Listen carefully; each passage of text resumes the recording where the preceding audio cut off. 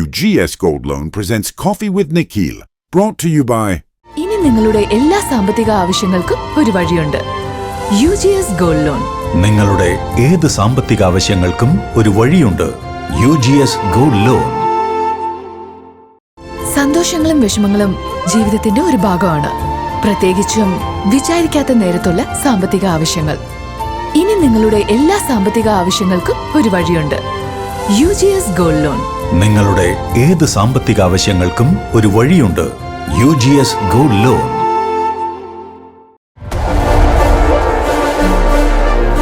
ഒരു നീണ്ട ഇടവേളയ്ക്ക് ശേഷം കോഫി വിത്ത് നിഖിൽ വീണ്ടും വന്നിരിക്കുകയാണ് പ്രിയ പ്രേക്ഷകർക്ക് മുന്നിൽ. പ്രിയ പ്രേക്ഷകർ നൽകിയ പിന്തുണയാണ് ഈ പ്രോഗ്രാം വീണ്ടും ഞങ്ങൾക്ക് ആരംഭിക്കാൻ പ്രചോദനമാകുന്നത്. സ്വാഗതം കോഫി വിത്ത് നിഖിൽ സീസൺ 2.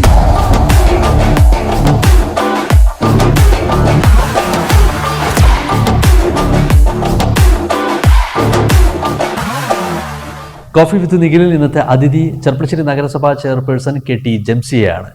സ്വാഗതം. എനിക്ക് തോന്നുന്നു ആദ്യമായിട്ടാണ് ഇത്തരത്തിലുള്ളൊരു ഇന്റർവ്യൂ സെക്ഷനിലേക്ക് മാഡം വരുന്നത് നമ്മുടെ കൂടെ. നമുക്കറിയാം, ഒരു 10 വർഷത്തോളമായി ചെർപ്പളശ്ശേരി നഗരസഭ വന്നിട്ട് ഇന്ന് 11ാമത്തെ വർഷത്തിലേക്ക് കടന്നിരിക്കുന്നു. അതിൻ്റെ പുതിയ ചെയർപേഴ്സണായിട്ട് KT ജംഷിയ വരുന്നു. എന്താണ് പുതിയ വികസന കാഴ്ചപ്പാടുകൾ? ചെർപ്പളശ്ശേരി നഗരസഭയെ 10 വർഷം പുറകോട്ട് തിരിഞ്ഞ് ഇനി പുതിയ വർഷത്തിലേക്ക് കടക്കുമ്പോൾ വികസന കാഴ്ചപ്പാട് ഇപ്പം നമ്മൾ കഴിഞ്ഞ ഭരണസമിതി ആണെങ്കിലും ഇപ്പം നമ്മുടെ ടൗൺ ആകെ മാറിയിട്ടുണ്ടല്ലോ അല്ലേ? ഉണ്ടോ? അപ്പോൾ അതിൻ്റെ ഒരു തുടർച്ച തന്നെയാണ് നമ്മുടെ ഈ ഒരു ഭരണസമിതിയുടെ ഒരു വിഷൻ എന്ന് പറയുന്നത്. മെയിനായിട്ട് നമ്മുടെ ഫോക്കസ് ചെയ്തിട്ടുള്ളത് അവർ തുടങ്ങി വെച്ച ആ ഒരു ബസ് സ്റ്റാൻഡ്, പുതിയൊരു ബസ് സ്റ്റാൻഡ് നല്ല ആധുനിക സംവിധാനത്തോടു കൂടി പൂർത്തിയാക്കണം എന്നാണ് ഒന്നാമത്തെ വിഷൻ. പിന്നെ രണ്ടാമത്തേത് നമ്മൾ മാലിന്യ പരിപാലനത്തിനാണ് രണ്ടാമത്തേതായിട്ടൊരു സ്കോപ്പ് കൊടുക്കുന്നത്. ഒന്നും കൂടി മെച്ചപ്പെടുത്തി നമ്മുടെ യാർഡും അതുപോലെ തന്നെ മാലിന്യ പരിപാലന, സീവേജ് പോലത്തെ ഡ്രെയിനേജ് ഇഷ്യൂകളൊക്കെ ഒന്ന് മാറ്റി കൊണ്ടുവരണം എന്നുള്ള ഒരു വിഷനും കൂടിയുണ്ട്. ഏറ്റവും വലിയ കാഴ്ചപ്പാടാണ്, വലിയ രീതിയിലുള്ള കാഴ്ചപ്പാടാണ്. ഈ ബസ് സ്റ്റാൻഡിൻ്റെ വിഷയം പറഞ്ഞപ്പോഴാണ് ആദ്യം ബസ് സ്റ്റാൻഡ് വിഷയത്തിൽ നമുക്ക് തുടങ്ങാം. ഏറ്റവും കൂടുതൽ ഇപ്പോൾ പഴികെട്ടുകൊണ്ടിരിക്കുന്ന ഈ ഗതാഗത ട്രാഫിക് പരിഷ്കരണമാണ്. ബസ് സ്റ്റാൻഡ് അവിടേക്ക് വരുന്നു, ഇവിടേക്ക് വരുന്നു, അങ്ങോട്ട് പോകുന്നു, ഇങ്ങോട്ട്. ഇപ്പോഴും നിലവിൽ നേരത്തെ പറഞ്ഞതുപോലെ 2, 3 തവണ 4 തവണ ഇരുന്നിട്ടും ഇപ്പോഴും ആളുകൾക്ക് കൺഫ്യൂഷനാണ്, പ്രതിപക്ഷത്തിന് കൺഫ്യൂഷനാണ്. നേരത്തെ പറഞ്ഞതും ക്ലിയർ ആണെന്ന് ഞാൻ മനസ്സിലാക്കുന്നത്. ഇപ്പോഴും ആ നിലവിൽ ഇപ്പോൾ പുതിയ ബസ് സ്റ്റാൻഡിലേക്ക് ബസ്സുകൾ കയറും തോറും കച്ചവടക്കാർ വലിയ രീതിയിലുള്ള ഒരു പ്രതിസന്ധിയിലേക്ക് പോകുന്നു എന്നാണ് എല്ലാവരും പറയുന്നത്. എങ്ങനെയാണ് ഇനി അത് പരിഹരിക്കാൻ കഴിയുക? അത് പിന്നെ നമ്മുടെ നിലവിലുള്ള ഒരു സ്ഥിതി ഇപ്പം നമുക്ക് അറിയാമല്ലോ. നമ്മുടെ ചെർപ്പളശ്ശേരി ടൗണിനെ അടുത്തറിയണവർക്ക് എല്ലാവർക്കും അറിയാം എത്രത്തോളം വാഹനങ്ങൾ വരുന്നുണ്ട് ഡെയിലി എന്നുള്ള. അതിനനുസരിച്ചിട്ടാണ് നമ്മൾ ഈ ഒരു ശോചനീയമായ ഒരു ബസ് സ്റ്റാൻഡ് അടക്കണം എന്നുള്ളൊരു സ്ഥിതിഗതിയിലേക്ക് തന്നെ എത്തിയത് തന്നെ. അതിൻ്റെ ഒരു ഫലമായിട്ടാണ് നമ്മുടെ ആദ്യത്തെ ഒരു പരിഷ്കരണം നടത്തിയത്. അത് ഫലവത്തായില്ല എന്ന് വേണമെങ്കിൽ പറയാം. അതിനെ തുടർന്നാണ് നമ്മൾ രണ്ടാമത്തെ റെഗുലേറ്ററി കമ്മിറ്റി തീരുമാനം പോലെ അടുത്ത നമുക്ക് ഉള്ള ഒരു സംവിധാനം ഉപയോഗപ്പെടുത്തുക എന്നുള്ള നിലക്ക് എത്തിപ്പെട്ടത്. അതായത് നമ്മുടെ പുതിയ ബസ് സ്റ്റാൻഡ് ലൈവ് ആക്കുക എന്നുള്ളത്. അതിൽ കുറച്ചൊരു സ്ഥലപരിമിതി ഉണ്ട്, നമുക്കറിയാം. ഉള്ളത് ഇപ്പം നമ്മൾ ഇല്ലയെന്ന് പറയേണ്ട ആവശ്യമില്ലല്ലോ. അപ്പോൾ നമ്മൾ അംഗീകരിക്കണത് തന്നെയാണ് അത്. അപ്പോൾ അതിനാണ് ഇപ്പം നമ്മളെ പുത്തനൽക്കൽ ദേവസ്വം ബോർഡിൻ്റെ ആ ഒരു കാളപ്പറമ്പ് കൂടി നമ്മൾ എടുത്തിട്ടുള്ളത് ബസ് സ്റ്റാൻഡിൽ. അത് നമ്മൾ പരിഹരിച്ചിട്ടുണ്ട് ഒരു പരിധി വരെ. GSP ഒക്കെ ഇട്ടിട്ട് ചെയ്തിട്ടുണ്ടല്ലോ. ഇപ്പോഴും നിറയെ ചളിയാണ്. അത് പിന്നെ ആദ്യം ഉണ്ടായ ഒരു ചളി ഉണ്ടല്ലോ, അത് പോയിട്ടില്ല. നല്ലൊരു മഴ പെയ്താലേ ഉള്ളൂ ശരിക്കും അതൊരു ട്രാക്കിലാവുള്ളൂ എന്നാണ്. ഇപ്പോഴും നമ്മൾ ഈ അയ്യപ്പൻകാവ് മുതലുള്ള ഈ ഒരു പഴയ ബസ് സ്റ്റാൻഡ് വരെയുള്ള, അപ്പം അങ്ങനെ പറയാൻ പറ്റുള്ളൂ, പഴയ ബസ് സ്റ്റാൻഡ്, പഴയ ബസ് സ്റ്റാൻഡ് വരെയുള്ള കച്ചവട വ്യാപാര സ്ഥാപനങ്ങളുണ്ട്. അവർക്ക് ഈ ബസ്സുകൾ അവിടേക്ക് വരാത്തിടത്തോളം കച്ചവടം സാധ്യത വളരെ കുറഞ്ഞിരിക്കുന്നു. വലിയൊരു ആരോപണമാണ് വ്യാപാരികൾ. മാഡത്തിനോട് പറഞ്ഞിട്ടുണ്ടാവുന്നതാണ് വിശ്വസിക്കുന്നത്. അത് എങ്ങനെ പരിഹരിക്കാൻ കഴിയുമോ? അവർ പറയുന്നൊരു ആവശ്യം ഇപ്പോഴും പഴയ ആ ഒരു ട്രാഫിക് പരിഷ്കരണത്തിലേക്ക് കൊണ്ടുവരണം. അതായത് മിഥില വഴി കറങ്ങി തിരിഞ്ഞ് വരണം എന്നാണ് അവരിപ്പോഴും പറയുന്നത്. അങ്ങനെ സാധിക്കുമോ? എനിക്ക് സാധ്യത നമ്മൾ നാളെ ഒരു ട്രാഫിക് റെഗുലേറ്ററി കമ്മിറ്റി ഇതിനോട് തുടർന്നിട്ട് വെച്ചിട്ടുണ്ട്. അപ്പോൾ അതിൻ്റെ ഒരു തീരുമാനം അല്ലെങ്കിൽ ഒരു നിർദ്ദേശപ്രകാരം നമുക്ക് എന്താണോ പോസിബിൾ ആക്കാൻ പറ്റുക അത് നമ്മൾ കൊണ്ടുവരുന്നതായിരിക്കും ചെർപ്പുളശ്ശേരി നഗരസഭ. നഗരസഭ എപ്പോഴും ജനങ്ങൾക്കൊപ്പമാണെന്ന് എപ്പോഴും പറയുന്ന ഒരു കാര്യമാണ്. അങ്ങനെ തന്നെയാണ്. അതെ അതെ, നമ്മൾ പിന്നെ ഇപ്പം നമ്മൾ എന്ത് ഒരു ഇംപ്ലിമെന്റ് ചെയ്യുമ്പോഴും അത് നമ്മൾ മുൻകൂട്ടിയിട്ടല്ല എന്ത് കാര്യങ്ങളും നമ്മൾ കുറേയൊക്കെ നമ്മൾ മുൻകൂട്ടി കണക്കാക്കും, ഇന്നൊരു പ്രശ്നം അല്ലെങ്കിൽ ഇങ്ങനെ ഒരു അപാകതയിൽ വരാൻ ചാൻസ് ഉണ്ട് എന്നൊക്കെ ഉള്ളത്. പക്ഷെ നമ്മൾ ഇംപ്ലിമെന്റ് ചെയ്യുമ്പോഴാണ് അതിന്റെ പൂർണ്ണമായ ഒരു അപാകതകൾ നമുക്ക് തിരിച്ചറിയാം. അപ്പോൾ വീണ്ടും അത് മോഡിഫൈ ചെയ്യും. അതാണ് ആദ്യം ഉണ്ടായത്. വീണ്ടും അത് നമ്മൾ റെഗുലേറ്ററി കമ്മിറ്റി കൂടി വീണ്ടും മോഡിഫൈ ചെയ്തു. അത് പിന്നെ ഒരു പരിധി വരെ വിജയിച്ചു തന്നെയാണ് നഗരസഭയുടെ ഒരു അല്ലെങ്കിൽ ഭരണസമിതി എന്നോളം നമ്മുടെ ഒരു വിശ്വാസം. പിന്നെ യാത്രക്കാർക്ക് കുറച്ച് ക്ലേശമുണ്ട്, അവിടെ നിന്ന് ഇങ്ങോട്ട് നടന്നു വരണം, മഴയാണ്. പക്ഷെ കുട്ടികൾക്ക് നന്നായിട്ട് അവർ ഏറ്റെടുത്തിട്ടുണ്ട്. അത് പറയാതിരിക്കാൻ പറ്റില്ല. വിദ്യാർത്ഥികൾ, നമ്മളെ ഹൈസ്കൂളിലത്തേക്ക് വിദ്യാർത്ഥികൾക്ക് നേരിട്ട് ആ ബൈപ്പാസിലൂടെ നമ്മുടെ ആ ഒരു ലൊക്കേഷനിലേക്ക് എത്താൻ ഏറ്റെടുത്തിട്ടുണ്ടെന്നാണ് ഞങ്ങളുടെ ശരിക്കും ആലോചിച്ച് നോക്കൂ. ആ പുത്തനാൽക്കൽ മുതൽ ഈ ചെർപ്പുളശ്ശേരി ഹൈസ്കൂൾ വരെ നടക്കണമെന്ന് പറഞ്ഞു കഴിഞ്ഞാൽ കുട്ടികളെ സംബന്ധിച്ചിടത്തോളം വലിയൊരു സംഭവമല്ലേ. അതുപോലെ തന്നെ ഇപ്പോൾ ആ ഭാഗത്ത്, അതായത് പാലക്കാട് ഒറ്റപ്പാലം ഭാഗത്ത് വരുന്ന ആളുകളെല്ലാം ബസ് ഇറങ്ങുന്നു. ഒന്നില്ലെങ്കിൽ ബസ് സ്റ്റാൻഡിൽ ഇറങ്ങണം, അതല്ലെങ്കിൽ ആ മൂന്നും കൂടിയ ജംഗ്ഷനിൽ, അതായത് ഒറ്റപ്പാലം റോഡിൻ്റെ അവിടെ ഇറങ്ങണം. അവിടുന്ന് ഇത്രയും ദൂരം ഗവൺമെന്റ് ഹോസ്പിറ്റലിലേക്ക് നടന്നു വരണം, ഇല്ലെങ്കിൽ ഓട്ടോറിക്ഷയ്ക്ക് വരണം, ഇല്ലെങ്കിൽ ബസ്സിന് വരണം.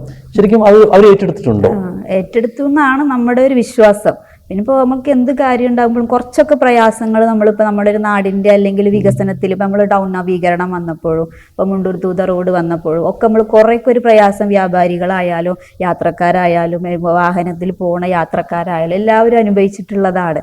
അപ്പോൾ ആ സെൻസിൽ എടുക്കുകയാണെങ്കിൽ നമ്മളെ കൂടെ നിൽക്കേണ്ടതാണ് ജനങ്ങൾ. ഈ ജനങ്ങളെ തെറ്റിദ്ധരിപ്പിക്കുന്ന, പിന്നെ ജനങ്ങളുടെ ജീവനും സ്വത്തിനും കൂടി നമ്മൾ സംരക്ഷണം നൽകേണ്ട ഒരു ഉത്തരവാദിത്വം കൂടി ഉണ്ട് നഗരസഭക്ക്. അപ്പൊ ഈ യാത്ര പിന്നെ നമ്മൾ എന്തെങ്കിലും ഇപ്പൊ നമ്മൾ കഴിഞ്ഞ ആ ഒരു പരിഷ്കരണത്തിൽ അവിടെ ഇവിടെയൊക്കെ ആയിട്ടുള്ള ആ ഒരു സംവിധാനത്തിൽ നമുക്കറിയാം എത്രത്തോളം ട്രാഫിക് ഉണ്ടായിരുന്നു എന്നുള്ളത്. വൈകുന്നേരങ്ങളിലൊക്കെ നിഖില് ചിലപ്പോ ആ വഴി പോയിട്ടുണ്ടെങ്കിൽ ഞാൻ 2-3 തവണ ഞാൻ ആ ഒരു അനുഭവം അറിഞ്ഞതാണ്. ഓരോ പരിപാടികളായിട്ട് ഈ വഴി നല്ല ട്രാഫിക് തന്നെയായിരുന്നു. അപ്പൊ ഇപ്പൊ ഒന്ന് പോയി നോക്ക് വൈകുന്നേരം, എന്തെങ്കിലും മാറ്റം തോന്നുന്നുണ്ടോ നിഖിലിന്റെ ഒരു അഭിപ്രായത്തിൽ? അത് കച്ചവടമില്ല എന്നുള്ളത് അത് ശരിയാവും. നമ്മൾ നാളത്തെ റെഗുലേറ്ററി കമ്മിറ്റിയിൽ നമ്മളൊരു നിർദ്ദേശം അവരോട് വെക്കുന്നുണ്ട്. അത് അവർ അംഗീകരിച്ചാൽ അത് അവർക്കും ഒരു പ്രശ്നമില്ലാത്ത തരത്തിൽ എല്ലാ വിഭാഗക്കാരെയും ഉൾക്കൊണ്ട് നല്ല രീതിയിൽ കൊണ്ടുപോകാൻ പറ്റും എന്നുള്ളൊരു വിശ്വാസം നഗരസഭയ്ക്ക്. നേരത്തെ ചെയർപേഴ്സൺ പറഞ്ഞ പോലെ ഏതൊരു സംവിധാനം ഇംപ്ലിമെന്റ് ചെയ്യുമ്പോഴും അതിനെ ആക്സെപ്റ്റ് ചെയ്യാൻ സമയമെടുക്കും. ആ സമയമെടുക്കുന്നതിന് ട്രാക്കിൽ കയറുന്നതിന് സമയമെടുക്കുന്നതിന് രാഷ്ട്രീയവൽക്കരിക്കുന്നുണ്ടോ പ്രതിപക്ഷം? ചിലപ്പോഴൊക്കെ ഉണ്ട്. അതിപ്പോ അവര് പൊളിറ്റിക്കലായിട്ട് അവർ അങ്ങനെ കൊണ്ടുപോവാറുണ്ടല്ലോ. പക്ഷെ ആദ്യം നമ്മുടെ ഭരണസമിതി ആയിട്ടും ഭരണസമിതിയിൽ വന്നിട്ട് കൗൺസിലിൽ വന്ന് ഭരണസമിതി അംഗീകരിച്ച് ട്രാഫിക് റെഗുലേറ്ററി കമ്മിറ്റിയിൽ ഇരുന്ന് അവിടെയും ഭരണസമിതി എല്ലാവരെയും നമ്മൾ കൂട്ടി യോജിപ്പിച്ചു കൊണ്ട് തന്നെയാണ് ഈ ഒരു നിയമം നമ്മൾ കൊണ്ടുവന്നിട്ടുള്ളത്. പിന്നെ ഇപ്പൊ അവര് എന്തുകൊണ്ടാണ് അങ്ങനെ നമ്മളോട് റിയാക്ട് ചെയ്യണെന്നുള്ളത് അത് രാഷ്ട്രീയപരമായിട്ടായിരിക്കും. എന്തെങ്കിലും രാഷ്ട്രീയ മുതൽ എടുക്കാനുള്ള ഒരു അവസരമായിട്ട് കിട്ടിയിട്ടുണ്ടാവും, അതായിരിക്കും. അല്ലാതെ ഒരു ബുദ്ധിമുട്ട് അല്ലെങ്കിൽ ഒരു പ്രശ്ന തരത്തിലേക്ക് പോകേണ്ട ഒരു കാര്യമില്ല എന്നാണ് എൻ്റെ ഒരു അഭിപ്രായം.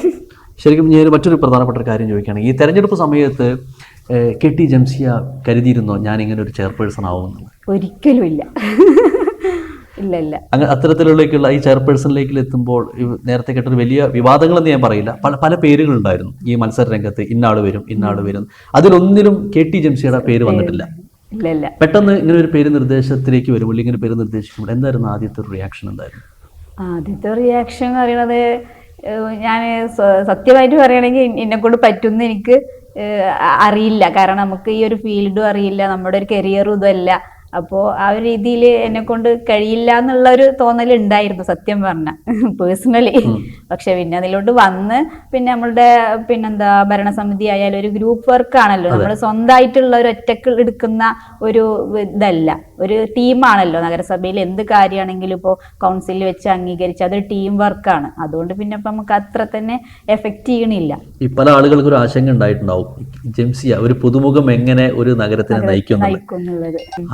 അങ്ങനെ ഒരാള് പെട്ടെന്നൊരു നഗരത്തിന്റെ ഒരു ചെയർപേഴ്സണായിട്ട് വരുന്നത് ചോദിച്ചാലുള്ള മറുപടി എന്തായിരുന്നു?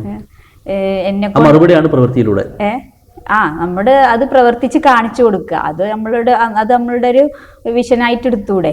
അങ്ങനെ അത് നമ്മൾ അങ്ങനെ കാണിച്ചു കൊടുക്കുക, പ്രവൃത്തിയിലൂടെ പ്രാക്ടിക്കലായി ചെയ്ത് കാണിച്ചു കൊടുത്താൽ അതിനുള്ളൊരു മറുപടി ആവുന്നതാണ് എൻ്റെ ഒരു അഭിപ്രായം, അല്ലെങ്കിൽ എൻ്റെ പേഴ്സണലായിട്ടുള്ള ഒരു ഒപ്പീനിയൻ. ഈ മത്സരരംഗത്തേക്ക് കിടക്കുമ്പോൾ കഴിഞ്ഞ നേരത്തെ പറഞ്ഞ 10 വർഷക്കാലം ഈ നഗരസഭ കൗൺസിൽ യോഗങ്ങൾ കാര്യങ്ങളെല്ലാം റിവൈൻഡ് ചെയ്ത് ശ്രദ്ധിച്ചിരുന്നോ, കണ്ടിരുന്നോ?